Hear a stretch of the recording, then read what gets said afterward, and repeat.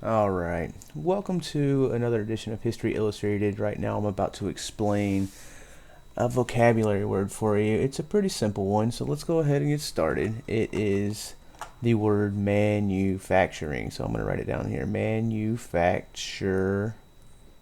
Okay. It's a pretty simple word. I can tell you that you can focus on just one small bit of it, the first three letters, man. If you go ahead and draw a box around it like that, we have this word here, man, and this makes it pretty simple to understand because manufacturing is simply the idea of man-made objects, things that people make. And I'll oftentimes in class draw a picture of a factory like that because kids associate factories with a place where people make things. It's pretty simple, man-made.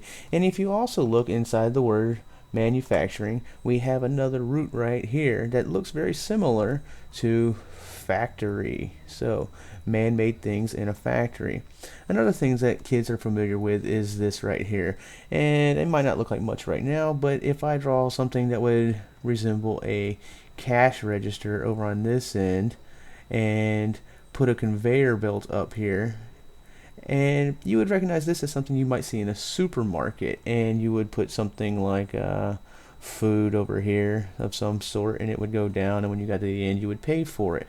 Well, this idea is also used in a factory. That might help you out, except we call it the assembly line. An assembly line would be where you would put something very simple at the beginning of the line. So let's say, for example, one guy was standing here and he made this little thing. He'd go further down, and the next guy, he would add something to it, and it would continue down the line until they had a finished product.